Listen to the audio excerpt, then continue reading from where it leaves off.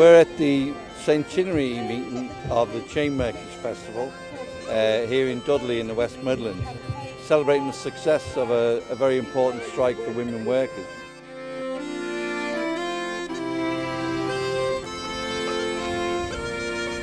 And I tell you what an event like this does for me, what matters, because you realise looking around that we're in the presence of the people who have got the power to change the world and have done so in the past. And that's what the Chainmakers strike was about.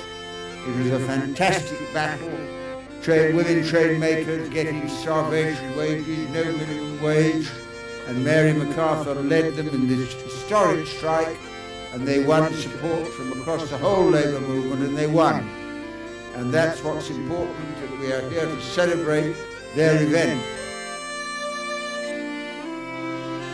Women in the trade union movement have played an important role, whether it's the match girls strike in the 1880s and the chainmakers strike when women were successful. And women are the majority of trade unionists in Britain today in 2010, and they play a vital role in the struggle for equality and emancipation. The media and the rich endlessly explain how ordinary working people cannot make a difference. There's an active encouragement of cynicism. How often do we hear such sentiments as all politicians are the same, politics is corrupt, and there's nothing you can do? Yet the women chainmakers tell us otherwise. They show that if you fight for what is right, then you do make a difference, and you will be remembered and honoured for making that difference.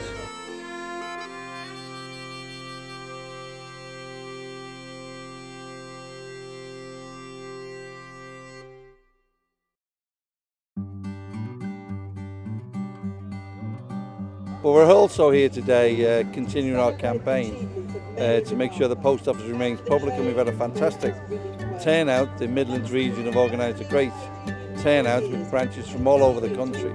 So we're here celebrating the press, but making history ourselves and keeping the post public. Overwhelming majority of the British public, whether they're Tory voters, whether they're Liberal voters, and certainly Labour voters, are saying we don't want to privatise, we don't want Royal Mail to be privatised. They recognise it's an important British institution, and so the governments are going against the grain of the will of the British public, and this is good news in terms of our campaign to stop the privatisation of Royal Mail, but it's bad news for the condemned government. We are now faced with a major attack, not just upon pensions and living standards and jobs, but upon the whole idea of a civilised society. The most powerful word in the political vocabulary is very simple. It's no. We won't accept it. And if you say no loudly enough, then the guys at the top tremble, because they haven't got the capacity to cope with a determination that will not go along with what they want. Let us remember that the values that guided the chainmakers a century ago still hold true today. The reason the chainmakers were ultimately successful was because they believed in the most elemental trade union principle of all, that stronger together we are when we unite together.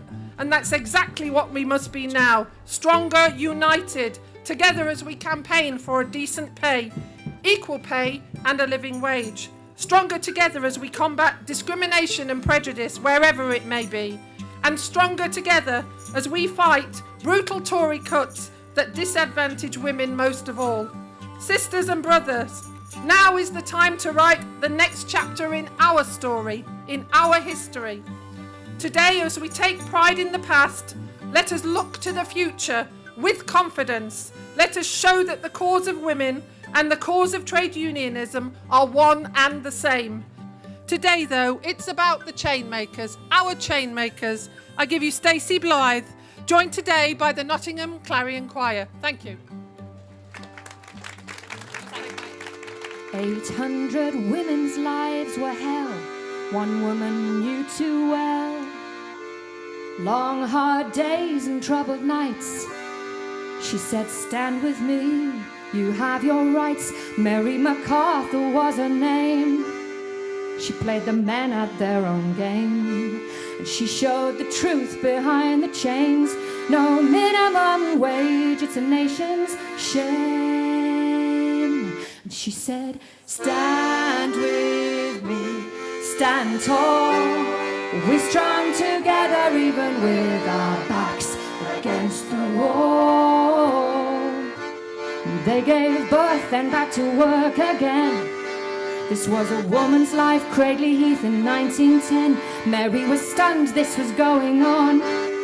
She showed the truth, now a light shines on 800 women making chains. They worked night and day, but they had names. They raised their families the best they could.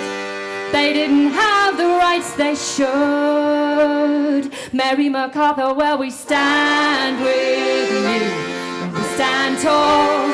We're strong together even with our backs against the wall. Old and young, they worked a 12-hour day. The feeling of injustice wouldn't go away. 800 women joined her in a strike. Mary said the government would see the light. A woman in her 70s was heard to say, I finally have my rights as a woman today. You will not put me in these chains I make. I will have equal pay. Mary McCarthy, well, we stand with you, and we stand tall. We're strong together even with our backs against the wall. Together we are stronger than these chains we make. Mary, we stand with you, we will not break.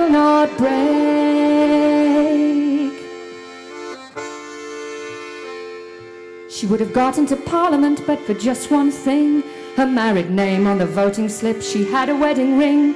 The women didn't recognize it, such a shame. They only knew her by her maiden name.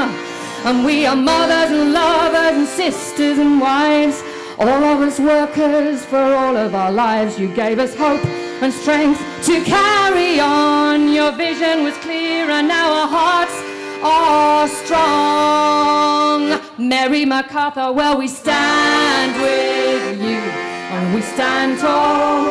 We're strong together even with our backs against the wall. Mary McCarthy, well, we stand with you, and we stand tall. We're strong together even with our backs against the wall. Cradley Heath in 1910. Women's lives weren't the same again.